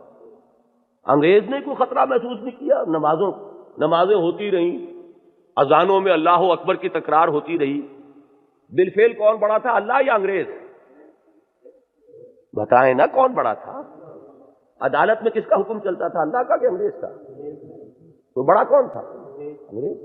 کہتے رہیے اللہ اکبر، لیکن جب کہنے والوں ہی کو پتہ نہ ہو کہ ہم کہہ کیا رہے ہیں، یہ کلمہ بغاوت ہے، نہیں مانتے ہم کسی کو اللہ سے بڑا۔ کہنے والوں نے یہ کہا، ابوالکلام آزاد نے یہی بہاولپور کی عدالت میں کہا، ہم نہیں مانتے کسی انگریزی حکومت کو، ہم باغی ہیں، اس لیے کہ مسلمان تسلیم کر ہی نہیں سکتا کسی اور حکومت، اگر کرتا تو مسلمان نہیں۔ مجبوری کی بات اور ہے، دل سے اگر تسلیم کر لیا تو اسلام مسلمان ختم۔ اس لیے کہ اسلام کا تقاضا تو یہ کہ اللہ بڑا، دل سے کسی اور کی حکومت کو مان لینا ایمان کی نفی ہو جائے گی۔ مجبوری اور ہے، الا من اکرہ وقلبہ مطمئن بالایمان، وہ بات اور ہے۔ تلوار اگر کسی کی گردن پر رکھ دی ہے تو کلمہ کفر کہہ کے بھی جان بچا سکتے ہو، لات اور عزا کی تعریف کر کے بھی جان بچا سکتے ہو، اس کی اجازت ہے دین میں، لیکن اگر دل میں کہیں یہ بات آ گئی تو معاملہ ختم ہو۔ تو یہ ہے تکبیر رب، وربک فکبر وکبرہ تکبیرا، اسے بڑا کرو جیسا کہ اس کی بڑائی کا حق ہے، اس کی بڑائی مانی جائے۔ تو یہ تین تقاضے ہوئے۔ اب ان کے لیے تین چیزیں ضروری ہیں، یہ میں نے ساری تمہید اس لیے کہی کہ ان میں ہو سکتا ہے کہ کوئی کسی کو کلام ہو۔ میں دیکھ رہا ہوں یہاں اصحاب علم موجود ہیں، اپنا مطالعہ رکھ رہا ہوں پورے وثوق کے ساتھ، لیکن اس میں میں کھلے دل کے ساتھ تیار ہوں گا کہ کوئی شخص مجھے کچھ سمجھا دے کہ یہ معاملہ تم نے غلط سمجھا ہے تو میں اس میں ترمیم کروں۔ وہ تین چیزیں کیا ہیں؟ ان میں سے بھی پہلی چیز میں کسی شک و شبے کی گنجائش نہیں، دو میں ہوگی بات ذرا۔ پہلی چیز ہے جہاد۔ جہاد جو ایمان کا لازمی تقاضا ہے۔ میں نے آیت پڑھی سورہ حجرات کی آیت نمبر 15، انما المؤمنون الذین آمنوا باللہ ورسولہ ثم لم یرتابوا وجاہدوا باموالہم وانفسہم فی سبیل اللہ اولئک ھم الصادقون۔ مومن صرف وہ ہیں جو اللہ پر اور اس کے رسول پر ایمان لائیں، پھر شک میں نہ پڑیں، یقین اور جہاد کریں اللہ کی راہ میں اور کھپائیں اس میں اپنی جانیں بھی اور اپنے مال بھی، صرف یہ لوگ سچے ہیں۔ دعویٰ کرنا ایمان کا بڑا آسان اور اس کسوٹی پر پورے اترنا بہت مشکل، لیکن جہاد کے معنی کیا ہے، اس کے مدارج کیا ہیں، وہ بھی سمجھ لیں۔ یہ ان تینوں تقاضوں کے لیے جہاد ضروری ہے۔ جہاد کے معنی ہے کشمکش، جوہد کے معنی کوشش، جہاد کے معنی کشمکش، سٹرگل۔ سٹرگل آپ جب بھی انگریزی میں دیکھیں گے سٹرگل اگینسٹ آئے گا اس میں۔ دیکھیے نا کہ یہ دنیا ایک نظریہ آپ کا ہے تو ایک نظریہ کسی اور کا بھی تو ہے، ویکوم تو نہیں ہے نا، خلا تو نہیں ہے کہ آپ جو چاہیں کریں، دوسرے بھی ہیں جن کے نظریات ہیں۔ محمد توحید کی دعوت دے رہے ہیں تو ابو جہل شرک کا علمبردار ہے کہ نہیں؟ تو ٹکراؤ ہوگا کہ نہیں ہوگا؟ تم اپنا سا زور لگاؤ، ہم اپنا سا زور لگائیں گے۔ قرآن مجید میں بار بار آیا ہے اعملوا علی مکانتکم انی عامل، تم بھی لگا لو زور اپنی جگہ پر۔ محمد سے کہلوایا جا رہا ہے، میں بھی زور لگا رہا ہوں۔ تم اپنے اس نظام باطل کو، اس دین باطل کو محفوظ رکھنے کے لیے جتنا زور لگا سکتے ہو لگا لو۔ اعملوا علی مکانتکم انی عامل۔ ٹکراؤ تو ہے، تو جہاد کے معنی کیا ہے؟ ٹکراؤ، کشمکش، تصادم، پنجہ آزمائی، یہ جہاد ہے۔ پہلا جہاد ہوگا پہلی سیڑھی پر۔ پہلی سیڑھی کون سی تھی؟ عبادت رب۔ یہاں سے جہاد شروع ہو جائے گا۔ یہ جہاد کون سا ہے؟ نفس سے جہاد، مجاہد مع النفس۔ حضور نے فرمایا المجاہد من جاہد نفسہ، مجاہد وہ ہے جو اپنے نفس سے جہاد کرے۔ اس لیے کہ میں نے مان لیا اللہ کو وہ میرا رب ہے، لیکن میرے اندر بھی ایک چھوٹا سا رب ہے، وہ رب ہونے کا دعویٰ کرتا ہے نفس میرا۔ وہ کہتا ہے میں نہیں جانتا کیا اللہ کا حکم ہے، کیا رسول کا حکم ہے، میری مرضی چلے گی۔ ٹھیک ہے اذان ہو گئی ہے، آواز آ گئی ہے، لیکن میں چاہتا ہوں سو اور ہم سو جاتے ہیں. کس کا حکم مانا؟ کس کا حکم پیچھے ڈالا؟ اللہ. معبود کون ہوا؟ نفس. یہ قرآن کے الفاظ ہیں.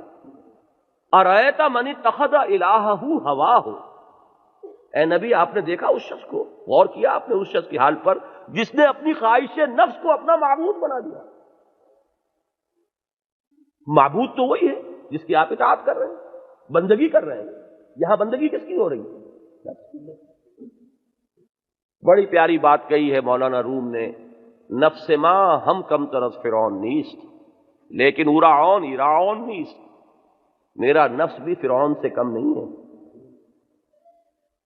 لیکن فرعون کا لاؤ لشکر تھا، فوج تھی، اس لیے وہ زبان سے بھی کہہ بیٹھا انا ربکم الاعلی. کہا کہ نہیں؟ سورہ نازعات میں ہے، میں فقیر درویش ہوں، میرے پاس کوئی لشکر نہیں ہے، لہذا میں زبان سے تو کچھ نہیں کہتا، لیکن میرا اندر سے نفس یہی کہتا. فقیر ہے، اس نے صاف بات کہہ دی ہے، ہم صاف بات بھی نہیں کہتے. انہیں بات صاف کہہ دی ہے، نفس ما ہم کم طرف فرعون نہیں. فرعون نے کیا کہا تھا؟ الیس لی ملک مصر، یہ مصر کی بادشاہی میری ہے کہ نہیں؟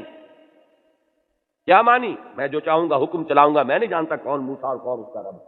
یہی مانی ہے نا. ہمارا نفس کیا کہتا ہے؟ یہ جو وجود ہے اس پر میرا حکم چلے گا، میں نہیں جانتا اللہ کون، رسول کون، حرام کیا حلال کیا. یہی فرعونیت ہے. تو جب تک اس نفس سے کشمکش نہ ہو، بندے کیسے بنیں گے آپ؟ بندگی کا تقاضا کیسے ادا ہوگا جب تک کہ اس نفس کے ساتھ پنجہ آزمائی نہ ہو؟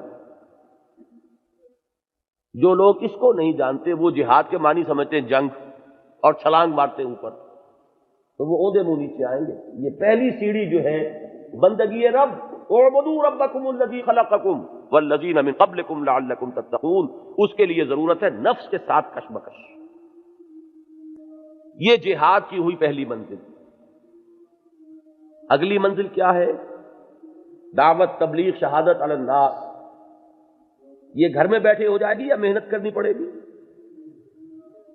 جان کھپائیں گے تو ہوگی، مال لگائیں گے تو ہوگی. اگر حضور بھی آرام سے رہتے، بڑی ٹھنڈی چھاؤں تھی. خدیجہ الکبریٰ رضی اللہ تعالی عنہا وہ زوجیت میں ہے، مکے کی متمول ترین خاتون. انہی سے حضور کو اولاد بھی اللہ نے دی، ورنہ تو وہ آخری عمر میں جا کے پھر وہ حضرت ابراہیم، ورنہ اولاد بھی انہی سے ہوئی. ایک بھرا گھر جسے کہتے ہیں، بھرا گھر وہ تھا کہ نہیں محمد کا صلی اللہ علیہ وسلم. حالانکہ اس سے پہلے تو بڑی مشقتیں جھیلنی پڑی تھی. بیڑے بکریاں آپ نے چرائیں اجرت پر. یہ کیا حضور؟ دوسروں کے سرمایے سے کام کیا کہ نہیں کیا؟ بڑی مشقت کی زندگی تھی ابتدائی، لیکن اس کے بعد وَوَجَدَكَ عَائِلًا فَأَغْنَىٰ. اب تو غنا ہی غنا ہے، آرام سے گھر بیٹھے. تو پھر دعوت و تبلیغ کیسے ہو جائے؟ یہ در در کی ٹھوکر.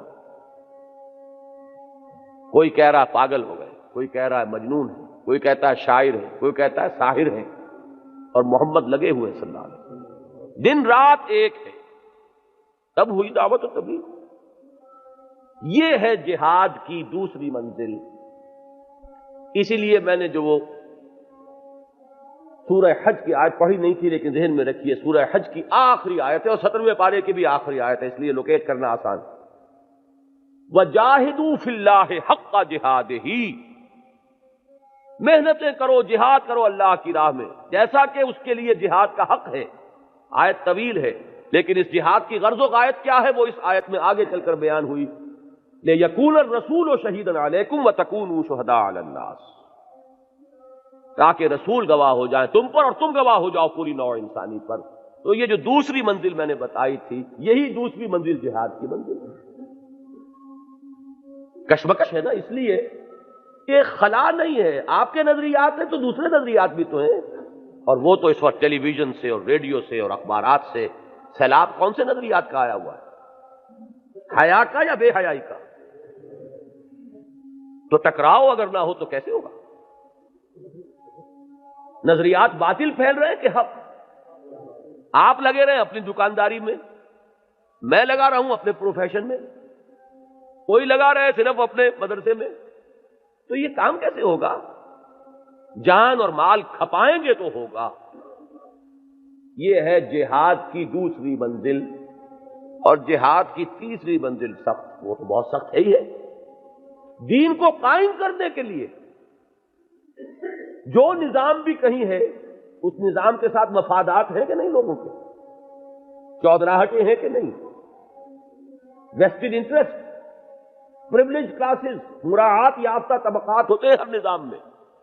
اگر آپ نظام ہٹا کر دوسرا لائیں گے تو ان کے مفادات پر آنچ آتی ہے کہ نہیں؟ وہ برداشت کریں گے اسے، وہ ریٹیلیٹ کریں گے۔ دین کو قائم کرنے کی جد و جہد میں اب مجاہدہ ہوگا، جہاد، اور اس کی آخری منزل ہے قتال، اللہ کی راہ میں جنگ۔ اس لیے کہ ان کی جب تک سرکوبی نہیں ہوگی وہ کبھی راستہ نہیں دیں گے۔ آپ اچھی طرح سمجھ لیجیے، بڑی خطرناک باتیں کر رہا ہوں میں۔ اگر دین قائم ہو سکتا بغیر جنگ کے تو وہ محمد الرسول اللہ قائم کر کے دکھاتے، اور اگر محمد کو بھی جنگ کرنی پڑی ہے تو جان لیجئے کہ کبھی اس کے بغیر دین قائم نہیں ہوگا۔ جو سمجھتا ہے پاگل ہے، جس کا یہ خیال ہے کہ اس کے بغیر دین قائم ہو جائے گا، وہ بالکل جنت الحمقاء میں رہتا، جان ہتھیلی میں رکھ کر میدان پہ جب تک نہیں آئیں گے دین قائم نہیں ہوگا، کبھی نہیں ہوگا، وعظوں سے نہیں ہوگا۔ سورہ حدید کی آیت نمبر 25، لَقَدْ أَرْسَلْنَا رُسُلَنَا بِالْبَيِّنَاتِ، ہم نے بھیجا اپنے رسولوں کو واضح نشانیوں کے ساتھ۔ وَأَنزَلْنَا مَعَهُمُ الْكِتَابَ وَالْمِيزَانَ، اور ان کے ساتھ ہم نے اتاری کتاب اور میزان۔ کس لیے اتاری؟ لِيَقُومَ النَّاسُ بِالْقِسْطِ، کہ لوگ انصاف پر کاربند ہوں۔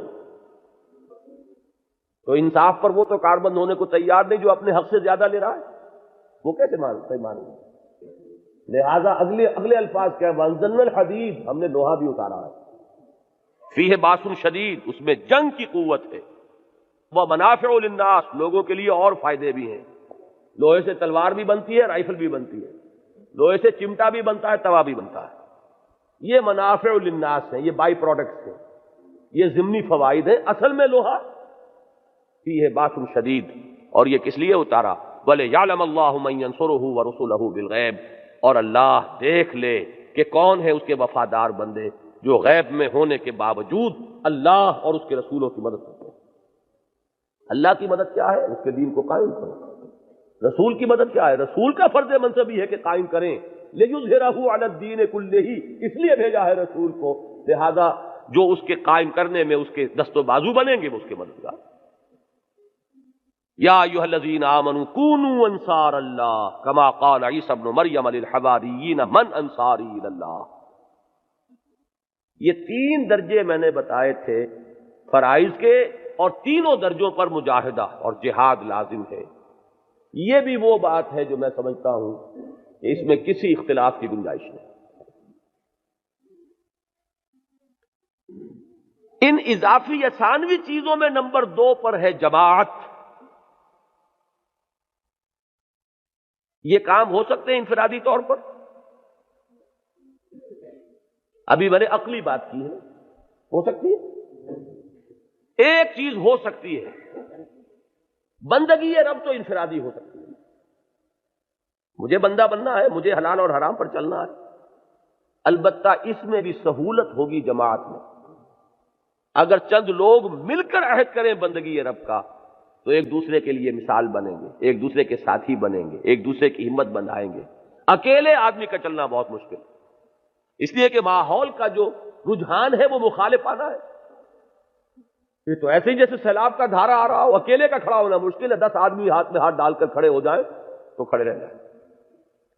لہذا پہلی سطح پر میں جماعت کو ناگزیر نہیں کہتا، یہ ضرور کہتا ہوں کہ جماعت سے سہولت حاصل ہوتی، لیکن اگلے 2 جو ہیں تو ناممکن ہے جب تک کہ کسی کا دماغ خراب نہ ہو گیا ہو، کوئی یہ نہیں کہہ سکتا کہ یہ بغیر جماعت کے ہو سکتا۔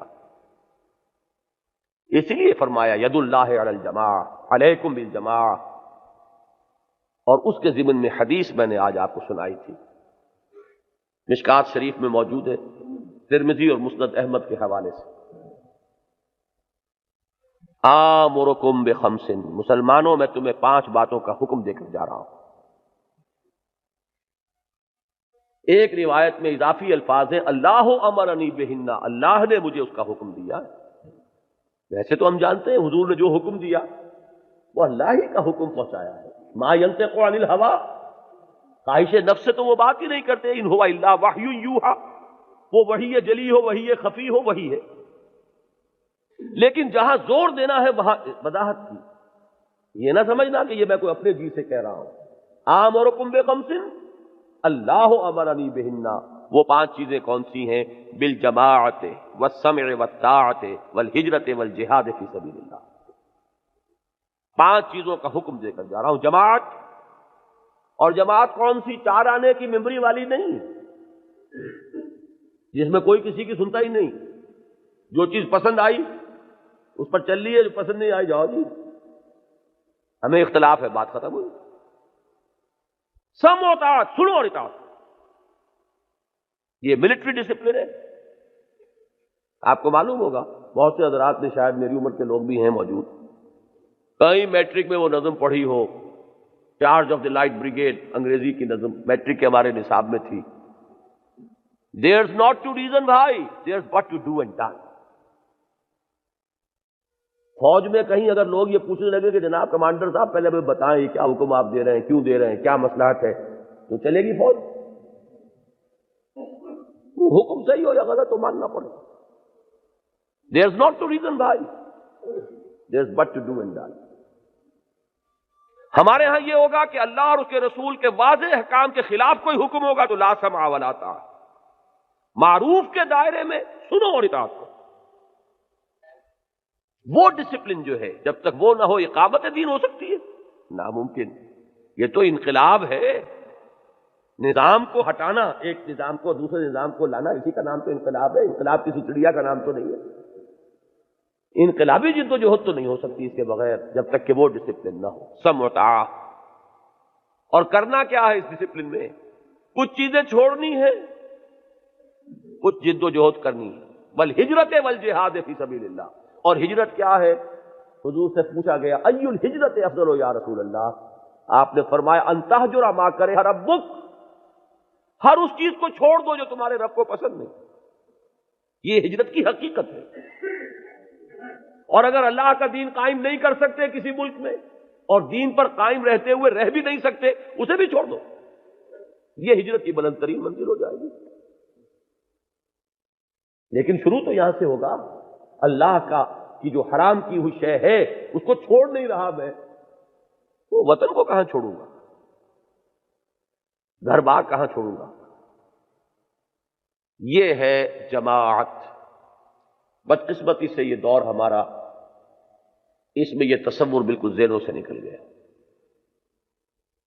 بس جی اپنے طور پہ کچھ کوشش کر لینی چاہیے، باقی بڑے اس میں پرابلمز ہو جاتے ہیں، بڑے کھکھیڑ ہیں، جماعت بنانی اور یہ کرنی اور وہ کرنی، پھر یہ کہ کوئی کسی کی سنتا نہیں۔ جیسے وہ عرب تھے نا، قومن لدہ، بڑی جھگڑالو قوم، ہر ایک اپنی جگہ پر فرعون ہے، کون کسی کی سنے؟ یہ محمد الرسول اللہ نے انہیں بنایا ایک جماعت صلی اللہ علیہ وسلم۔ نماز بھی پڑھو تو امام کے پیچھے پڑھو، با جماعت پڑھو، امام سے غلطی ہو تو ٹوک سکتے ہو، نماز توڑ نہیں سکتے۔ غلطی پر وہ ابھی قائم مصر ہے، آپ نے ٹوک دیا، لیکن وہ کہتا ہے نہیں میں تو اسی طرح پڑھ رہا ہے، آپ نماز چھوڑ نہیں سکتے، پوری کیجئے اس کے ساتھ نماز، بعد میں اسے گفتگو ہوگی کہ غلط پڑھا ہے، پھر دوبارہ دہرائی جائے گی۔ دوران نماز سوائے متوجہ کرنے کے آپ کچھ نہیں کر سکتے۔ یہ ایک ایک چیز میں ہمیں تو نظم کی تعلیم دی گئی ہے، فل ڈسپلن، پوری تعلیم ہے اس میں۔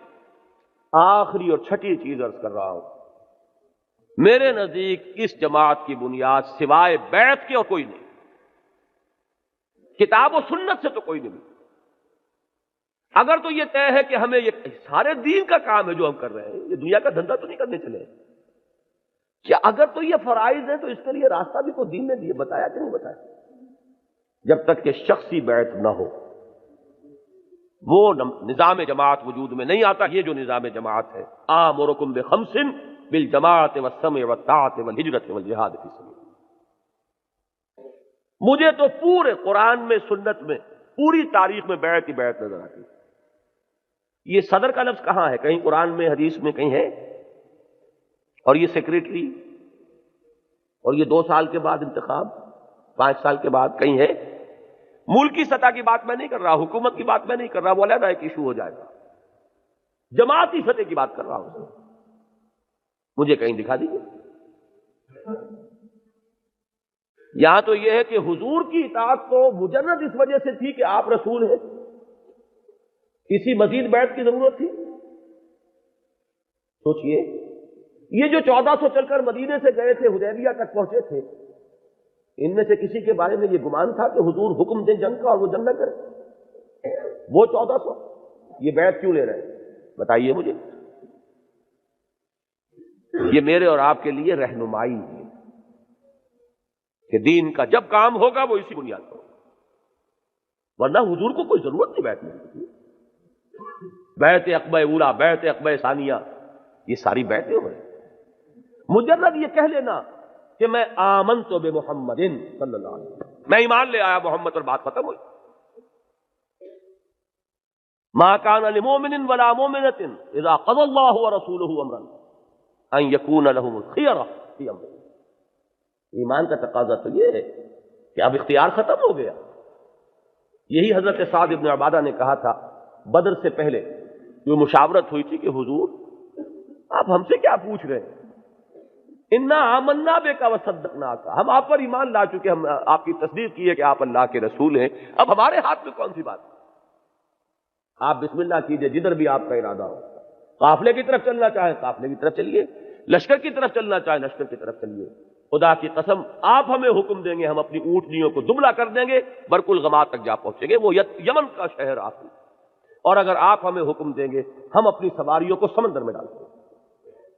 یہ کہ آپ رسول ہم امتی، بات ختم۔ لیکن حضور بیعت لے رہے ہیں، یہ ہماری رہنمائی کے لیے۔ خلافت قائم ہوئی بیعت پر، خلافت ختم ہوئی، اب دین اور دنیا علیحدہ ہو گئے، حکومت پھر بھی چل رہی ہے بیعت پر، بنو امیہ، بنو عباس، اور جو دین کا عنصر کم ہو گیا تھا اس کے لیے وہ دوسری بیعت شروع ہو گئی صوفیاء کی، وہ بھی بیعت۔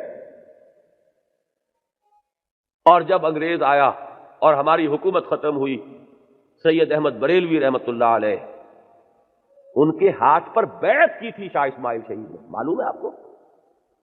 مولانا عبد الحی، وہ احناف میں بہت بڑے عالم، اور شاہ اسماعیل شہید جس کو ہم مسلک سلفی کہیں گے، اس کا سب سے بڑا ستون ہندوستان میں، تو اس مسلک کا آغاز انہی کی ذات سے ہے۔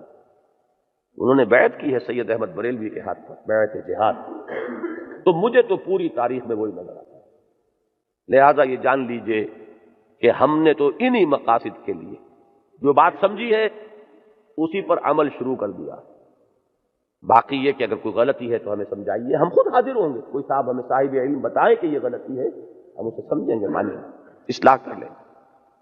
لیکن ہمارے نزدیک یہ 3 بنیادی فرائض ہیں: بندگی رب، شہادت علی الناس، اقامت دین۔ اس کے لیے یہ 3 چیزیں لازم ہیں۔ جہاد مسلسل پوری تینوں منزلوں میں۔ وہ جو اقبال نے کہا یقین محکم، عمل فہم، محبت فاتح عالم، جہاد زندگانی میں ہے یہ مردوں کی شمشیر ہے۔ یہ جہد مسلسل، اور اس کے لیے جماعت کا التزام، اور اس جماعت کی بنیاد بیعت پر۔ یہ 6 باتیں کل ہوئیں، ان کو ذہن میں لے کر اٹھیے، اس وقت بھی سوچئے، آئندہ بھی سوچئے۔ اگر تو بات صحیح معلوم ہو تو عمل کی کوشش کیجئے، غلط ہو تو میری بھی اصلاح کی کوشش کیجئے۔ میری گفتگو تو ختم ہوئی۔ ایک سوال ایک صاحب نے دیا ہے، میرا امتحان بڑا سخت لے رہے ہیں۔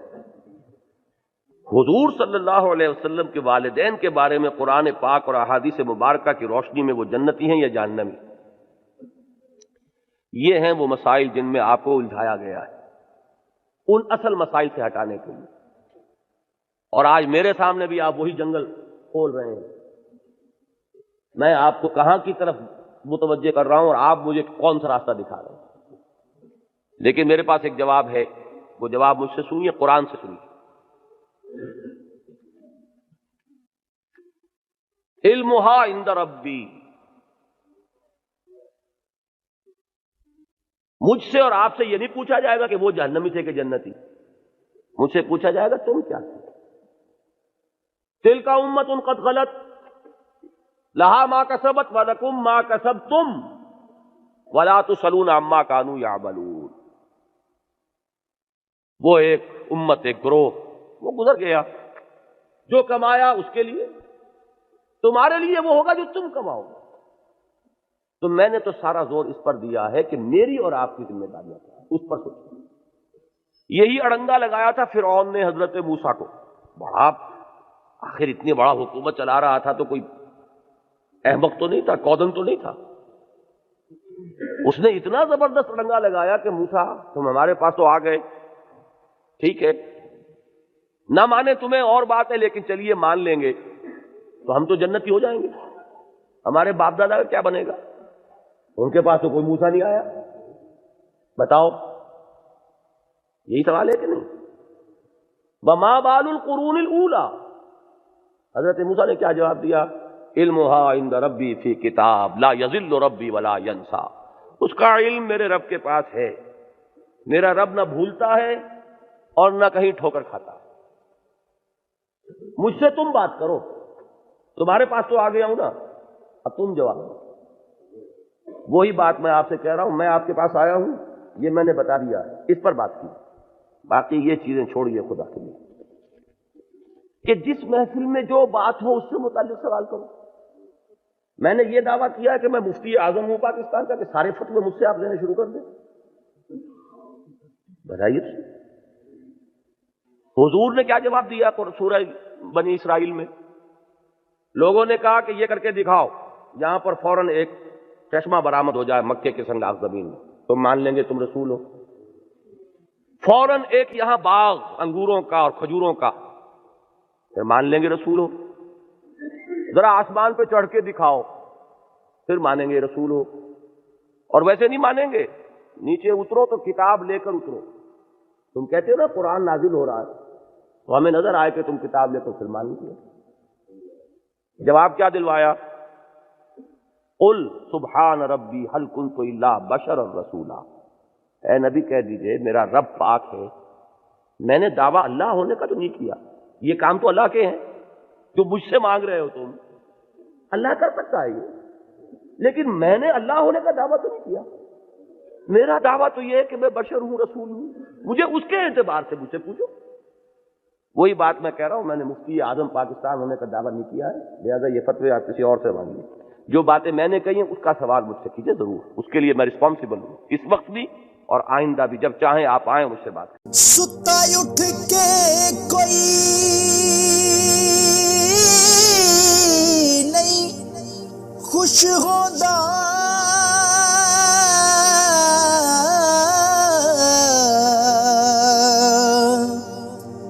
بڑے ستے جگا کے میں ویکھیا